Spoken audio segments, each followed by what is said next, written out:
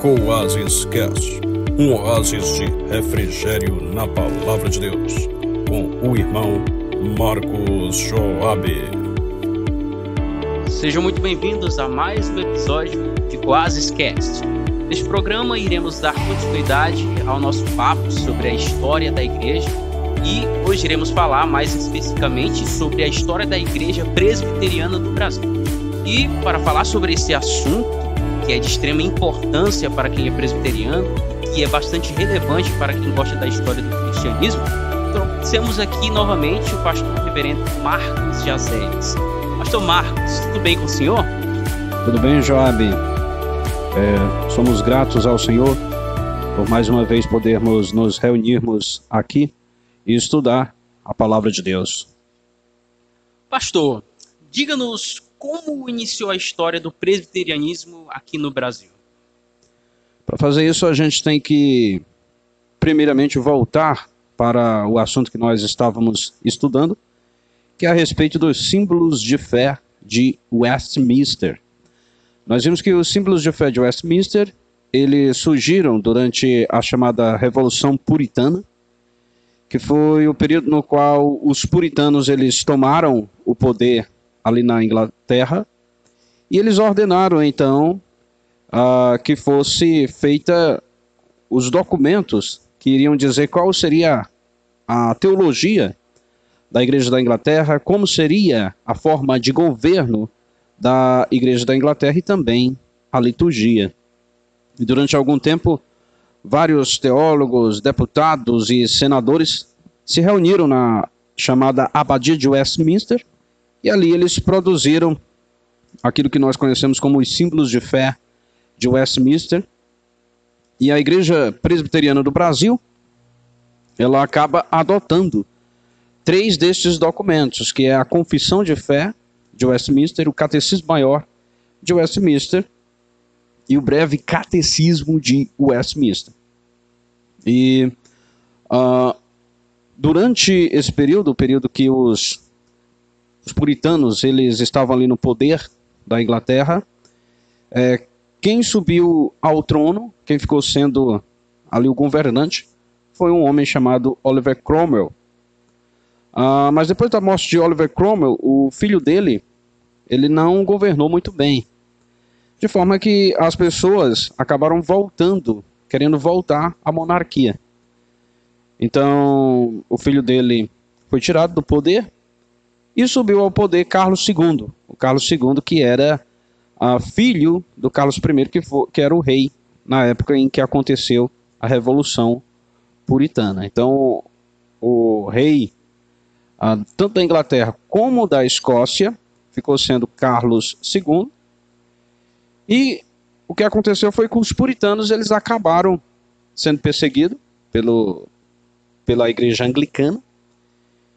E durante o tempo de perseguição religiosa que acontecia ali na Inglaterra, vários grupos religiosos acabaram fugindo para as Américas, né? Nessa época, as Américas elas haviam sido descobertas há pouco tempo, principalmente ali a América do Norte, e esses grupos começaram a fugir para a América do Norte.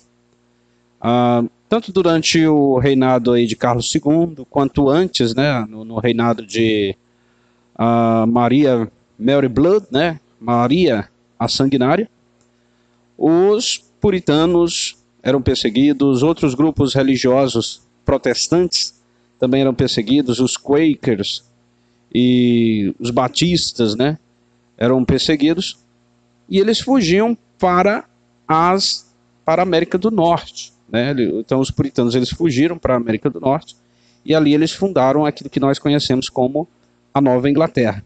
Inclusive hoje tem um feriado que é muito tradicional lá nos Estados Unidos, que é o Dia de Ações de Graças. Né? E o Dia de Ações de Graças ele é feito a primeira vez quando os puritanos eles chegam em terra lá na Nova Inglaterra, nas Américas. E eles então fazem um culto agradecendo a Deus por protegê-los durante a viagem, porque várias pessoas morriam nessas viagens de navio, de caravelas, Eram muito perigosas essas viagens, várias pessoas morriam. Quando eles chegaram, então, eles fazem um culto agradecendo a Deus por ter protegido eles, por ter levado eles com vida até aquele continente. E eles decidem, então, fazer daquela nação, que é a nação que posteriormente será os Estados Unidos, uma nação cujo Deus é o Senhor. E a gente, por exemplo, hoje em dia, né, as embarcações naquela época estavam bem no início, né, as grandes navegações e tudo mais, então não tinha-se tanto conhecimento de náutico quanto se tem hoje. E a gente vê, por exemplo, hoje em dia ainda ocorrem muitos acidentes com embarcações, imagina naquela época, né? Sim, então era bastante perigoso. E uma coisa que nós devemos lembrar é que os puritanos, em sua maioria, ele tinha uma visão escatológica, que é a visão a respeito de como serão os últimos dias. Eles tinham uma visão pós-milenista. O que a visão pós-milenista tem diferente das outras? As outras visões, elas são pessimistas. Elas veem a história como piorando. Vai ser pior para o cristianismo. Quanto mais o fim se aproxima, menos influência o cristianismo tem na sociedade. Por exemplo, o amilenismo, né? O amilenismo ele é pessimista. Os amilenistas creem que quando Cristo voltar, grande parte das pessoas terão apostatado do cristianismo e haverão poucos cristãos. Os pós-milenistas, eles são otimistas. E eles acreditam que o cristianismo ele vai crescer de tal forma que no futuro ele vai ser uma grande influência no mundo, vai acabar influenciando todo mundo. O cristianismo vai ter influência nas várias áreas da vida. E os puritanos eles tinham essa visão pós-milenista. E é por isso que eles vão ver ali os Estados Unidos como sendo um tipo de nova terra prometida, vão fundar os Estados Unidos com essa visão de que os Estados Unidos ele deve ser luz para as nações, né? O Israel do Antigo Testamento era assim, era chamado assim, né, de luz para as nações. Então os Estados Unidos vai ter essa visão a respeito daquela sociedade, porque eles vão ter em mente isso, formar uma sociedade cristã, uma sociedade que seja luz para as nações. Então os puritanos eles fundam aí a Nova Inglaterra. Há uma colônia especial que é fundada pelos batistas, que é a ilha de Rhodes. Também outros grupos de cristãos, como os Quakers, eles fundam a Pensilvânia, né? A Pensilvânia ela recebe esse nome por causa de... Quem eram esses? Os Quakers, eles eram um grupo de cristãos que surge ali no período da Reforma Protestante. E eles eram mais... criam mais em novas revelações do Espírito, mais voltado para aquilo que seria mais próximo do pentecostal hoje.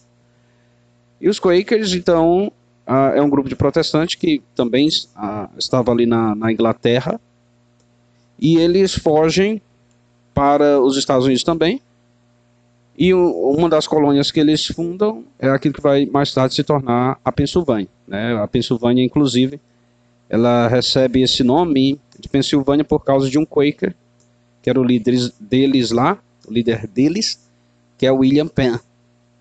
Então nós vemos que os Estados Unidos, né, ele vai sendo formado por várias denominações cristãs, e inclusive também, além disso, católicos também, porque os católicos eles também eram perseguidos na Inglaterra pelos anglicanos, né? Então os católicos eles fundam Maryland, e aí nós vamos vendo que os Estados Unidos ele surge com várias denominações cristãs, ou no caso do catolicismo nós não acreditamos que seja uma denominação, né? A gente crê que é uma seita, mas também academicamente se diz que é cristão, né? Então o que vai acontecer? O que vai acontecer é que vai aí surgindo uma ideia de tolerância religiosa e de liberdade religiosa. Então é isso que vai influenciar o laicismo como nós temos hoje, né? A laicidade. Isso mais ou menos por volta De qual ano? Isso no século XVII, né, aí por volta do século XVII. Né? Então, o que a gente vai vendo aqui, isso aí vai dando luz àquilo que nós conhecemos hoje como o Estado laico. Os Estados Unidos, porque nessa época, cada país tinha a sua religião oficial. Né? Então, havia, por exemplo, a França era católica, a Escócia era presbiteriana, né? A igreja da Escócia era a igreja presbiteriana, a Inglaterra anglicana, né? A Dinamarca, a Alemanha luterana, mas os Estados Unidos vai ter esse diferencial, ele não vai ter nenhuma denominação cristã específica como sendo a sua denominação oficial, sua igreja oficial.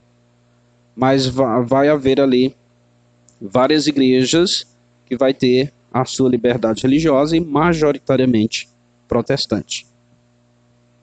E assim então são fundadas as 13 colônias americanas que vão se unir e vai dar luz àquilo que nós conhecemos hoje como os Estados Unidos da América. Né? Então é assim que surge os Estados Unidos, que muitos dizem que é a maior democracia do mundo e serve como modelo de democracia para outros povos, para outras nações, inclusive para nós brasileiros. Né? Então a democracia que nós temos aqui, em grande parte, ela é copiada lá dos Estados Unidos. E é até interessante a gente ver que parece que a história ela se repete. Né? Você vê a esquerda ganha nos Estados Unidos, ganha aqui. A direita ganha nos Estados Unidos, ganha aqui, né? Houve lá nos Estados Unidos a invasão do Capitólio, aqui também houve aquele negócio lá do 8 de janeiro ou foi 8 de fevereiro? Também, né? Aquela invasão que fizeram, né? Os apoiadores. É a volta do pessoal do Bolsonaro, da direita? Sim, sim. Então a gente vai vendo que tem muita influência dos Estados Unidos no Brasil, né? A democracia dos Estados Unidos tem influência não só no Brasil, mas influência também no mundo todo, né? Os Estados Unidos hoje é a maior potência do mundo, né? O presidente americano é o homem mais poderoso do mundo, né? A gente vê, por exemplo, na China, que as pessoas falam muito que a China é socialista, mas se a gente for observar bem, a economia da China ela se baseia muito na dos Estados Unidos, questão de empresários e tal. Eles constroem empresas e fazem comercializações tanto internas quanto externas, assim como os Estados Unidos também desenvolve tecnologia, faz relações comerciais internacionais e assim por diante. A China ela tem um comunismo diferente, né? Uma ideologia comunista, né? Que comunista mesmo nenhum país chegou a ser, segundo aquilo que foi idealizado por Karl Marx. Mas ela implementou de uma forma diferente ali as ideias de esquerda, inclusive utilizando o próprio capitalismo, mas ela não é um país capitalista puro, né? Mas, voltando aqui, né, ao nosso assunto, então a gente vai ver que assim surge os Estados Unidos. E a igreja presbiteriana também vai surgir lá nos Estados Unidos, fundada pelos puritanos, fundada por presbiterianos que vieram ali da Holanda. E várias coisas vários avanços são feitos aí por parte dos protestantes, e principalmente dos protestantes americanos, né? Você vê aí o surgimento da Universidade de Harvard, né? As pessoas hoje sabem que a Universidade de Harvard é uma das mais conceituadas de todo o mundo. Mas poucos sabem que ela tem o nome de um pastor, né? John Harvard era um pastor puritano. E ele tinha várias terras, né? Naquela época de colonização. Então as pessoas iam para as Américas e elas se tornavam proprietárias de várias terras. E esse pastor John Harvard, ele tinha várias terras. E quando ele morre, então, ele deixa uma grande herança para uma escola que estava sendo fundada ali pelos puritanos. E essa escola se torna universidade. e como homenagem a John Harvard, coloca o nome dele, né? Então, John Harvard era um pastor puritano, e a Universidade de Harvard é uma universidade que vai ter uma origem reformada, né? Vai ser fundada por cristãos reformados. Então, a Universidade de Harvard foi fundada por cristãos reformados, a Universidade de Princeton, né? Tem a Universidade de Princeton, e ao lado também tinha o Seminário Teológico de Princeton, né? Foi fundado ali o Seminário Teológico de Princeton, e ao lado a Universidade de Princeton, todos de origem presbiteriana, né? E o Seminário Teológico de Princeton, ele tem a ver com a chegada do presbiterianismo no Brasil. Mas, no caso, essas escolas que teve origem cristão reformado, preservou-se esse mesmo viés até os dias de hoje? Ou... Essas universidades, elas acabaram se secularizando, né? Até o Seminário Teológico de Princeton, ele acabou adotando uma teologia mais liberal, né? Então, com o passar do tempo, essas universidades, Harvard, Princeton, Yale, que foram fundadas por reformados, mas elas acabaram se secularizando. Mas você vê aí o legado, né? Essas universidades, né, são universidades de renome, né? Universidades de renome. A Academia de Genebra, né, fundada por João Calvino, né? Se não me engano, também a Universidade de Edimburgo. Então, várias universidades criadas aí pelos reformados que nós devemos lembrar que os protestantes, eles valorizaram muito os estudos, popularizaram, porque eles acreditavam que a Bíblia, né, o sola escritura, a Bíblia é a nossa única regra de fé e prática, e todo cristão, então, ele deveria aprender a ler para ler a Sagrada Escritura. E isso foi uma das coisas que motivou os protestantes a investir em escola, né? O ideal de João Calvino é que toda a igreja tivesse ao lado uma escola e um hospital, né? Então, era muito comum que as igrejas, antigamente, elas tivessem ao lado uma escola e um hospital. Então, a Universidade de Princeton, ela tem a ver, o Seminário Teológico de Princeton, ele tem a ver com a chegada do presbiterianismo no Brasil. O presbiterianismo, ele vai chegar no Brasil, no período do Brasil imperial, é nesse período que ele vai se estabelecer aqui no nosso país, e ele acontece por causa da chegada do missionário Ashbel Green Simonton. Ashbel Green Simonton, ele era seminarista no Seminário Teológico de Princeton, e durante o período que ele era seminarista, ou seja, ele estava estudando para ser pastor, durante esse período ele ouviu um sermão de um teólogo sistemático, Alexander Charles Hodge, né? Inclusive tem teologia sistemática de Hodge, né? Então ele é um grande teólogo sistemático. E na época em que Simonton estudava no seminário de Princeton, Charles Hodge, ele pregou na capela do seminário. E durante o sermão, Charles Hodge, ele falou sobre missões, né? E aquilo impactou profundamente Ashbel Green Simonton, de forma que ele decidiu que quando ele se formasse, ele seria um missionário. E ele seria um missionário para evangelizar terras na qual o protestantismo ainda não havia se fixado, ainda não havia se estabelecido.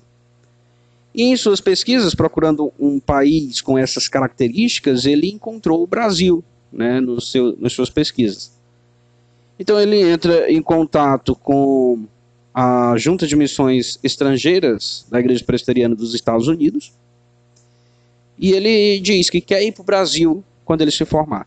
Então, quando ele se forma, a Junta de Missões Estrangeiras envia Simonton para o Brasil com o objetivo de implantar uma igreja presbiteriana no nosso país. E Simonton, então, ele chegou no Brasil no dia 12 de agosto de 1859. Então, 12 de agosto é o mês de missões na Igreja Presbiteriana do Brasil e é o aniversário da Igreja Presbiteriana exatamente por causa disso, né? O agosto é o mês de missões, dia 12 é o dia do aniversário da Igreja Presbiteriana do Brasil, que é marcado por esse evento histórico, né, que é a chegada de Symington no Rio de Janeiro. Symington foi aquele que conseguiu implantar definitivamente o presbiterianismo no Brasil, mas já havia tido a tentativa de implantar igrejas reformadas aqui no nosso país anteriormente. Então a primeira tentativa, ela acontece ainda na época do reformador João Calvino. Havia no período que é chamado de França Antártica, né? Que é quando a França ela domina uma parte do território brasileiro. E havia um almirante chamado Villers-Gagnon, e Villers-Gagnon ele decide que ele vai implantar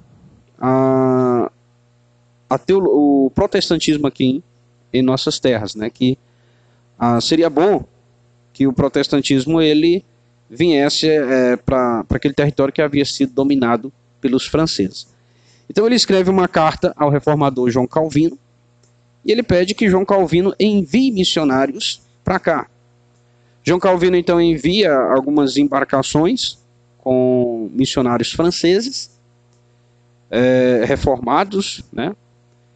Esses missionários eles chegam no Brasil. E eles chegam no Brasil, são bem recebidos por Villers-Gagnon, e ali eles realizam o primeiro culto protestante em território brasileiro. Só que no momento da ceia, Villers-Gagnon, ele acha estranho aquela ceia, né? Porque ele está acostumado com a Eucaristia católica, né? Cheia de pompa e tudo mais. E tem a ceia que é algo bastante simples. E então ele se arrepende de ter escrito para Calvino chamando aqueles reformados para ali. Então ele prende os missionários na ilha de Guanabara e ele pede que eles escrevam o que realmente eles acreditam, né? Com aquela sua fé reformada, no que eles acreditavam. E esses missionários então vão escrever no que eles acreditavam e como fruto disso surge um documento que é chamado de a Confissão de Fé de Guanabara, né? Alguns vão dizer que a primeira confissão realmente reformada, ela surge até mesmo antes da Confissão de Fé de Westminster. Aí surge em terras brasileiras, escrito por esses missionários, que presos eles têm que declarar sua fé, ou seja, dizer no que eles acreditam. Depois deles terem escrito esse documento, Villers-Gagnon ter lido, decide matá-los, né? Alguns conseguem fugir, mas outros são mortos e assim não vai para frente, né? Não é implantado a fé reformada aqui no Brasil. E aí o que acontece é que depois disso os franceses são expulsos do Brasil em 1567. E depois disso, vários anos depois, vai ter outra tentativa, a segunda tentativa de se implantar a fé reformada aqui no Brasil. Que vai acontecer com a invasão holandesa, né, que invadiu também uma parte do território brasileiro. E os holandeses eles eram reformados. Quando os holandeses invadem essa parte do território brasileiro, então eles instalam ali uma ideia de tolerância religiosa. E são abertas ali várias igrejas reformadas. E uma coisa interessante é que também, por causa da liberdade religiosa que havia, os judeus eles também prosperam nesse período, né? Abrem sinagogas, inclusive sinagogas nesse período. Ao todo existiram durante algum tempo 22 igrejas reformadas no Nordeste. E em 1654 os holandeses eles foram definitivamente expulsos do nosso país pelos portugueses e as comunidades reformadas que eles haviam implantado no Nordeste desapareceram, né? Inclusive algumas igrejas reformadas foram reaproveitadas aí pela Igreja Católica e se tornaram igrejas católicas. Então, igrejas aí que você vê em Garanhuns, por exemplo, lá no Pernambuco, igrejas católicas, na verdade, elas eram igrejas reformadas que depois que os holandeses foram expulsos, elas foram aproveitadas aí pelos portugueses e se tornaram igrejas católicas. Então, em abril, o protestantismo, mesmo o presbiterianismo, realmente só vai vingar no Brasil com a chegada de Simonton, que em abril de 1860 ele vai fazer o primeiro culto em português. Em janeiro de 1862, os primeiros convertidos vão professar sua fé na Igreja Presbiteriana do Rio de Janeiro, que vai ser então formalmente organizada. Simonton também ele fundou o primeiro jornal brasileiro protestante, que foi a Imprensa Evangélica. Em 1864, ele supervisionou a criação do primeiro presbitério, que é o Presbitério do Rio de Janeiro. E em 1865 também foi fundado um seminário. Ele morreu ali de febre amarela com 34 anos em 1867. Então você vê aí, em 1860 ele faz o primeiro culto, e em 1867 ele morre. Então ele trabalha tudo isso em 7 anos. Né? E ele funda todas essas coisas em 7 anos. Quando ele veio para o Brasil, ele estava noivo, ele passou um tempo sozinho aqui, depois ele voltou para os Estados Unidos, ele se casou e veio. Pouco tempo depois a sua esposa engravidou, e a esposa dele morreu de parto. Ela morreu de parto 3 anos antes dele morrer. Né? Ela morreu de parto e 3 anos depois ele morreu. Ele ficou mais ou menos 7 anos aqui no Brasil. Mas a criança também veio a falecer? Não, a criança sobreviveu. Parece que ele teve uma filha. E o que aconteceu foi isso, né? Simonton, ele foi aquele que conseguiu implantar definitivamente a Igreja Presbiteriana aqui no Brasil. E o primeiro pastor brasileiro, né, um pastor que é nascido aqui no Brasil, foi um ex-padre, que é chamado José Manuel da Conceição, né? Inclusive o seminário JMC, ele tem esse nome por causa dele, né? José Manuel da Conceição. José Manuel da Conceição, ele era um padre católico e ele era conhecido como o padre protestante, né? Porque mesmo antes dele ter contato com os missionários, ele já tinha ideias que se assemelhavam às ideias protestantes, porque ele leu a Bíblia, né? Então ele já tinha ideias semelhantes às ideias protestantes. E depois, quando os missionários americanos vieram para cá para o Brasil, ele teve contato com esses missionários e ele acabou se convertendo ao presbiterianismo, né? Ele foi o primeiro brasileiro a ser ordenado como ministro protestante.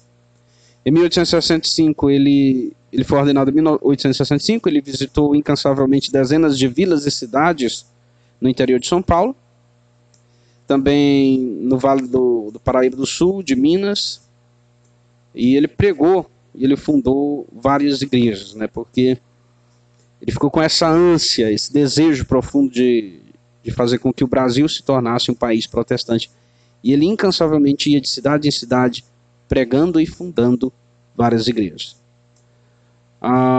O ano de 1869, então, vai marcar uma nova etapa na história da IPB, por ser a chegada dos missionários da Igreja Presbiteriana dos Estados Unidos. Então, mais ou menos essa a história de como foi implantado o presbiterianismo aqui no Brasil. E uma grande contribuição do presbiterianismo para o Brasil é a Universidade Presbiteriana Mackenzie. A Universidade Presbiteriana Mackenzie, que vai ser fundada aí por 2 missionários americanos, né, um missionário e a sua esposa, que vão vir para o Brasil e vai fundar uma escola, né, que vai ficar sendo conhecido como Escola Americana. E depois de um tempo, essa escola ela vai receber a doação de um americano, um advogado, que era chamado John Mackenzie. Então, ele vai ser fundada a Universidade Presbiteriana Mackenzie.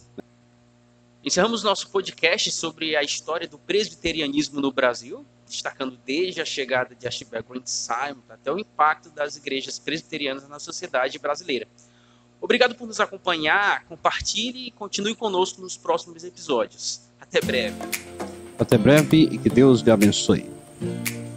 Se você gostou deste episódio, nos ajude a continuar produzindo conteúdos edificantes como este. Envie um Pix de qualquer valor para a chave marcosjazeias@gmail.com e envie o comprovante para o WhatsApp 99 98404 7292.